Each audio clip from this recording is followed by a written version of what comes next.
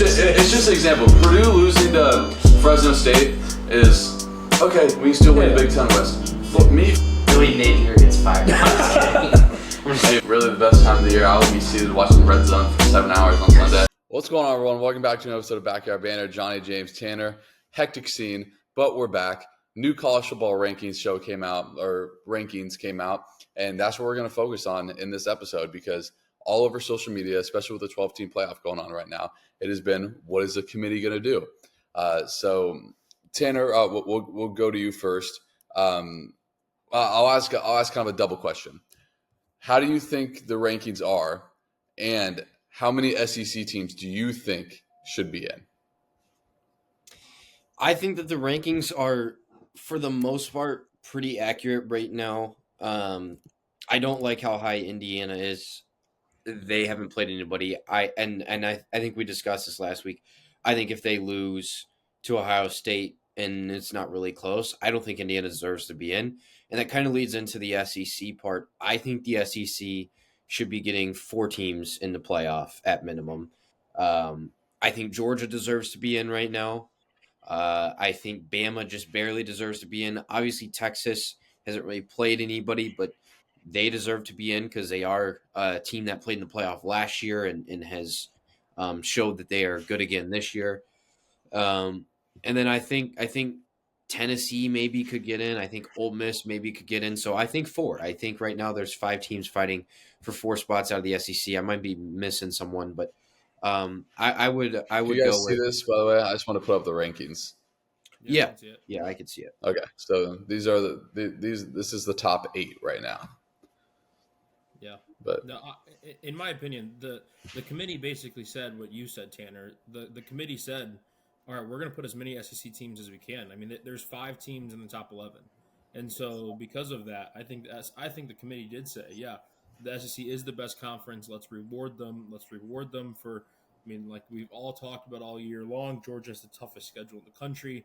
So when you see a lot of 2-loss SEC teams, which a lot of them are, they're sitting at the 9, 10, 11 spot. They're putting them above the 1-loss, obviously Boise State, BYU, SMU, right? Who I'm decently heavy on coming out of the ACC. But I think the committee is agreeing with everyone that the SEC is the best conference, and I think that's the glaring thing for me. And so yeah, I love. I don't disagree with the rankings at all. I think there's a lot of cool things that could pan out though, like who's going to win the Big 12, right? Like that's a big question mark. So like we're going to see a team out of the Big 12 that, I mean, Colorado's they're fighting to be in the playoff. They're favored right now, which blows my mind. But it doesn't really blow my mind because I do think they're better than BYU. No, but you got to think of where they were as a program 2 years ago. Sure. That's why. Sure. Yeah. So, I mean, obviously I was big on the Cougars. I mean, I'm not going to sugarcoat what I was, but yeah, I love Colorado coming out of the Big 12. And because of that, it's like, wow, I think they're like 16th. And so it's like the rankings for now are like great, but okay, what happens if SMU beats Miami, right? Like there's a lot of things that could happen. And I think these rankings are really cool. It's a great little midweek segment that you just turn on ESPN 6:00 and you call it a day. So, yeah, I'm glad you guys like the rankings because I'm about to rip the rankings. So we're going to start down at the bottom. Missouri should not be ranked. They're legitimately only ranked to give Alabama and Texas A&M a ranked win. It's ridiculous. Illinois should not be ranked. They're 0-3 against playing teams that actually matter. You can rank 5 other more teams that are more deserving to be ranked. UNLV is not the 24th best team in the country. And you go up, I think Arizona State's too low. What they've done is, frankly, incredible. I think South Carolina's too low. I think South Carolina is the most underrated team in the country now that Ole Miss is getting their respect now. Everything else here is pretty good. Boise State, by the way, would have a bye in the playoff right now. Just putting that out there because they would be one of the. I disagree with, but whatever. What? The Boise State? No. I don't like. They should not deserve a bye. No, but it's insane. But right now they're the 4th highest ranked conference champion, which just blows my mind. And then why does it? Whoops. Keep going, John. Hold on. I'll save it for later. And right here is where you get the mess of the 2-loss SEC teams. And why is Alabama ranked over Miami this week when Miami was ranked over them last week and Miami didn't play anyone? It's literally I'm convinced the committee didn't watch games until the week before they started doing the rankings, because you want to know how I would have it. Texas is not the number 3 ranked team in the country. They haven't played anyone. To me, Texas is in the same boat as Indiana. Texas is the one SEC school. If they lose again, they shouldn't be in. Texas does not have the strength of schedule that Georgia has.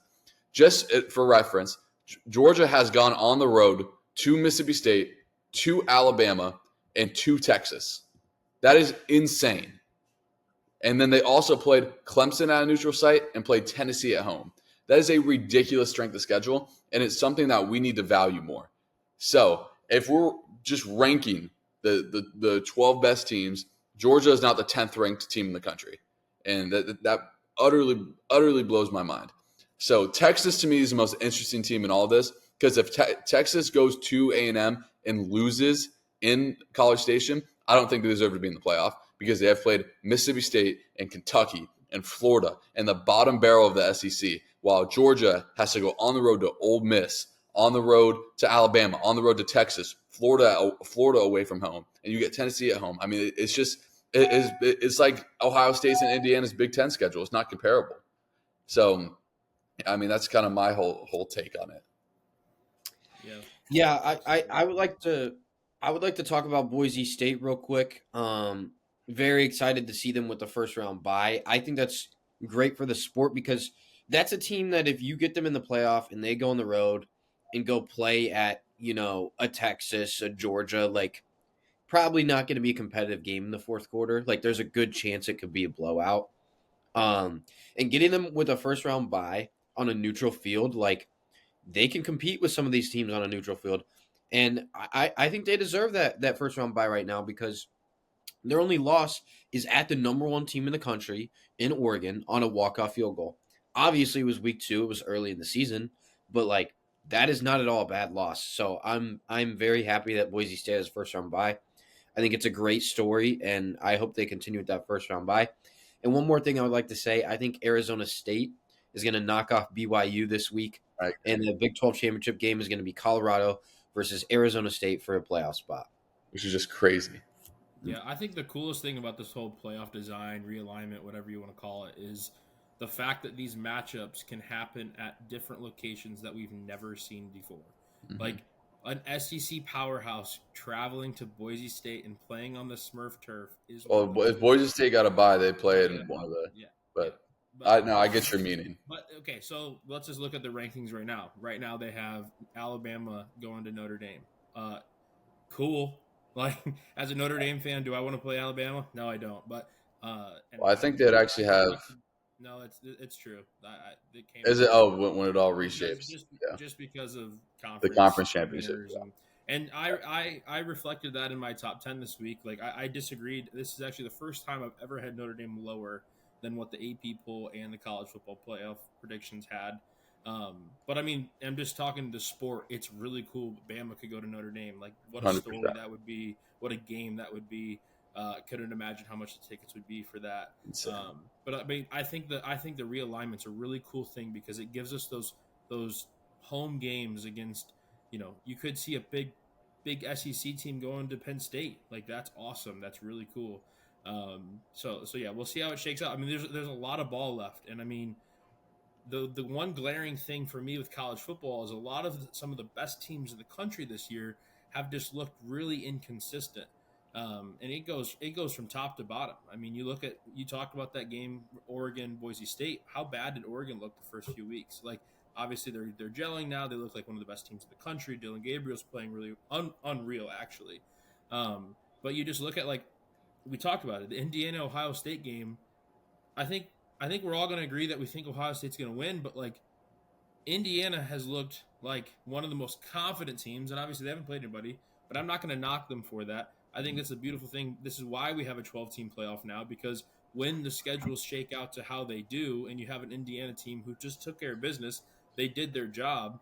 I think the committee is reflecting on the fact that they're 5 right now. If they lose, there's no way they're dropping them more than 7 spots. See, I think they should. Indiana, by the way, when they play their schedule, they're going to play the 7 worst teams in the Big Ten, and that's not their fault. And they played FAU out of conference, and one of the directional schools in Michigan, and whoever else they played. Western Illinois, the worst FCS in the country. And it is not comparable to what Georgia is going through, to what Mississippi State, to what Ole Miss is going through. And I think that needs to strongly be considered because Texas A&M is being penalized right now for playing Notre Dame and losing.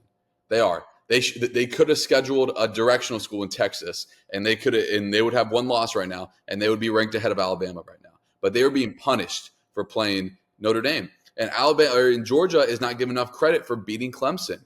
And if you want these teams to go play each other, why would you punish them for losing? Well, like they're doing. I think the committee is so inept. And I honestly think that they don't know anything about what they're watching because if Indiana loses to Ohio State, you look at their resume and they have like the 75th toughest schedule in the country. That's not comparable to Alabama, Georgia. Even Miami's in the same boat. They haven't played a ranked school, a ranked team this year.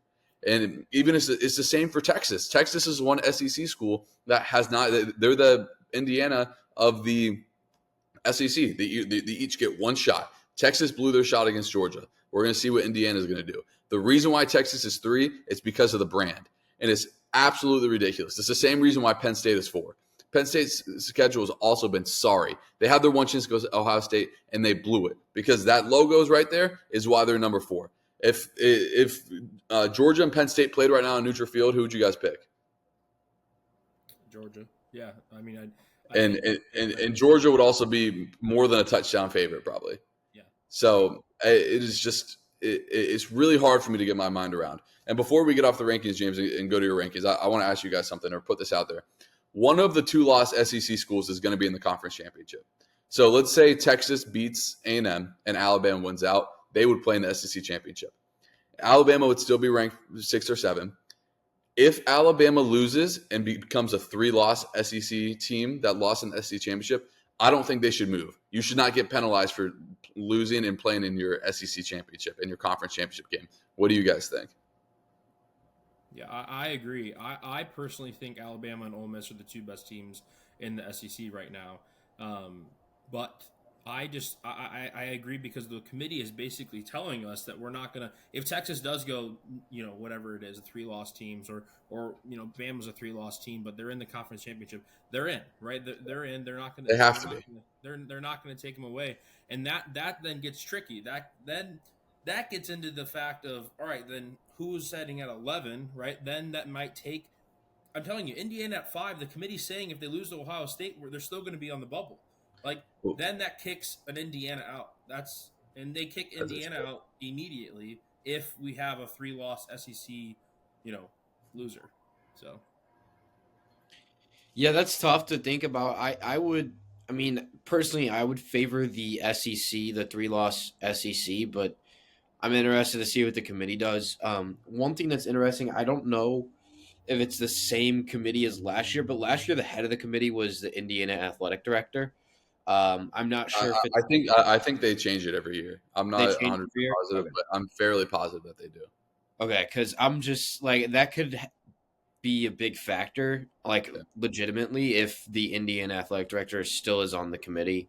how does that even happen? That doesn't even make any sense to me. Well, because the committee is stupid. They should just let us 3 make the rankings, and we do a better job than right here. Literally. But I say that because if Alabama goes to the SEC championship, loses and falls out of the rankings, and teams like Mississippi State, Ole Miss, and Georgia, who have also 2 losses but didn't go to the SEC championship and get in because they didn't lose that game, there's going to be anarchy in the SEC, and not anarchy. There's going to be they're going to revolt, and I'm telling you I'm telling you if this happens, the SEC is going to split away and they're going to start their own thing. And if that happens, then Georgia's out. Yeah, but we're going to see. But what I'm saying is, how are they going to handle the teams, especially in the SEC and Big Ten, that lose their conference championship? Because I think the loser of Ohio State, Oregon should be the 5th seed. I think the loser of Texas, Alabama, if Texas wins out, should be the 6th seed. And then you go from there. Then you rank from there. I think you should be rewarded for playing your conference championship. I do not think you should be penalized. And if the committee does do something dumb, like all of a sudden bump out Alabama, and their argument is because they have 3 losses. You thought leaving out Florida State last year was bad. The reaction was bad. Right. This is gonna be next level stuff, and people don't know this. The playoff has 2 more years on the contract. It's this year and next year, and then it can be whatever it wants to be. That's what people don't understand. And if they leave out a school like Alabama, mostly because of the brand, but also because it's just not right to penalize a school for losing their conference championship, I'm telling you, after that second year, the Big Ten and SEC run this sport, and they're going to split off. And I'm telling you, I really think they're going to do their own thing. Yeah, I agree. But, all right, James, you can prop up your rankings. Oh boy, yeah. I mean, we talked about it, a little bit here. I just, like I said, I talked to you guys about Notre Dame, where I had Notre Dame. Let's start from the bottom here. Honorable mention. I talked about it a little bit. I think SMU is going to beat Miami in the ACC. That would be something. You figure SMU's only loss is to a pretty fraudulent BYU team, right? But I mean, at least it's a loss that kind of hung with them the rest of the year, right? It's not a team like NIU that Notre Dame lost to, right? So I mean, SMU losing to BYU is whatever. Miami, I've talked about it. I don't understand how they can skate by, then lose to Georgia Tech, and we're just still like, Miami. I understand they got a great quarterback, but like Miami have not proven themselves, and so for that standpoint, I have them tied for 10th because then we get in this weird SEC stuff, and I think Tennessee's a better team than Miami. You look at Tennessee's 2 losses. I think sure they did not look good last week. I don't really know if we talked about that game much, but they did not look good. But I still think they're better than Miami, and so I just put them at tied for 10th. Georgia at 9, Ole Miss at 8. I think those are 2 SEC teams that we've all talked about all season long. They can run the table absolutely. I think any team in the SEC, honestly, in this entire rankings in the top 15 can run the table. Notre Dame, I said it before, I have them lower, and I don't know why Alabama and Penn State are switched on that. That's on me. But Notre Dame, I have at 7. All committees, coaches poll, AP poll, they have them at 6. I don't agree with that. I don't think that Notre Dame should have jumped 2 spots because they beat Virginia. Don't get me wrong. I will stand on this hill that I think Notre Dame is a team that can fight to make a run in the postseason. But I can't put them over an Alabama team who's looked very good as of late. And so I have Alabama at 6. I understand it looks a little weird, but I have Penn State at 5. Again, I hate Penn State. I do. I hate James Franklin. I hate that team. I'm not confident in that team. I do think Indiana's better than Penn State. I flat out say that. And so I put Indiana at 4 because I respect the 10-0. I think don't get me wrong. They're probably going to lose on Saturday, right? And if they do, then whatever. They drop probably out of my top 10. But I just respect the 10-0. I respect what they've done over there, like to take a team, and Tanner knows it very well. Indiana's not good at football typically, and I think they've got something going on. They extended their coach for 8 years. I mean, talk about a guy who's committed to the program, though. I mean, that guy could have taken any job in the country that was going to open up, and he said, "No, I'm going to stay here in Bloomington, and I'm going to continue this." And I love what he said. He's like, "Well, we're going to turn this team into a powerhouse." Well, will that happen? Of course not. But I like the. No, I wouldn't count him out. Yeah, I like the confidence there. Texas, we talked about them. I'm not too confident in Texas. I think I was looking today. They have like the 30th ranked schedule, maybe strength of schedule, 0 top 20 wins. Yep. Their losses are not. I don't even remember what it said, but Alabama has like 5 top 20 wins. So you look at Texas and Alabama, and I don't really know. If that game were to happen, and maybe this is a question for you guys, if Texas were to play Bama on a neutral site right now, what do you think like Vegas would set that line at? I think Texas would be favored by a field goal maybe, but I think that they're the 3rd and 4th best teams in the SEC. James, I agree with you. I think Ole Miss and Georgia are the 2 best teams. And if I were to do my rankings just of who I think is the best, I'd go Oregon, Ohio State, Ole Miss, Georgia, and then like go from there. Then I'd probably have Alabama, Texas, Penn State, Notre Dame, and I would have Indiana as an honorable mention because I do not respect the 10-0. I've talked about it enough.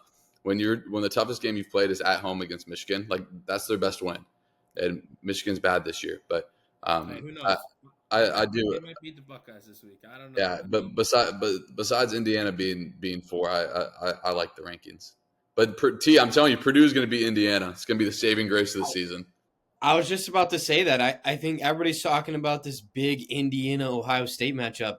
They're forgetting who comes to Bloomington the next week, and that's a football team that's getting better and better each week at Purdue.